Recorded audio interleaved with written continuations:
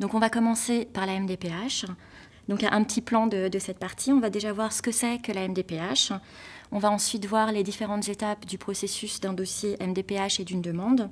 On va voir ensuite très en détail les différents points du dossier enfant de la MDPH, parce que ça reste une formation assez centrée sur les enfants. Mais on va quand même regarder rapidement différents points pour le passage à l'âge adulte.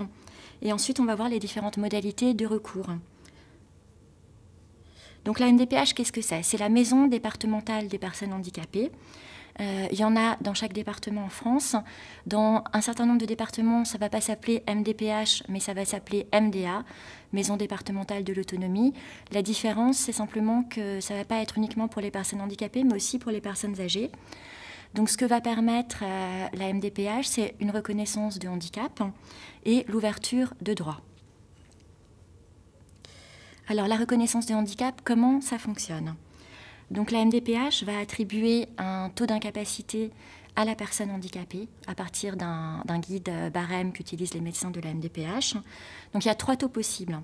Il y a un taux qui est inférieur à 50%, un taux entre 50 et 79% et un taux qui va être supérieur ou égal à 80%. Alors, de ce taux de handicap vont découler certains droits, mais les différents droits attribués à une personne handicapée dépendent pas seulement du taux de handicap, mais aussi de pas mal d'autres choses. Alors, pour le côté ouverture de droits, il y a pas mal de droits différents qui peuvent être octroyés à titre de compensation à une personne handicapée. Il y a déjà le droit à des prestations financières. Donc, chez les enfants, on va voir en détail ces prestations financières qui peuvent être l'AEEH, l'allocation d'éducation de l'enfant handicapé, ou la PCH, prestation de compensation du handicap.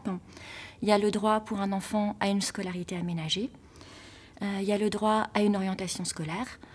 Par exemple vers une classe spécialisée ou vers un établissement spécialisé, à une orientation en service ou établissement médico-social, et pour les jeunes adultes et les adultes, à une orientation professionnelle. Il y a aussi la possibilité d'obtenir des cartes. Alors tout ça, on va vraiment le détailler, donc comme la carte de stationnement, la carte de priorité ou la carte d'invalidité.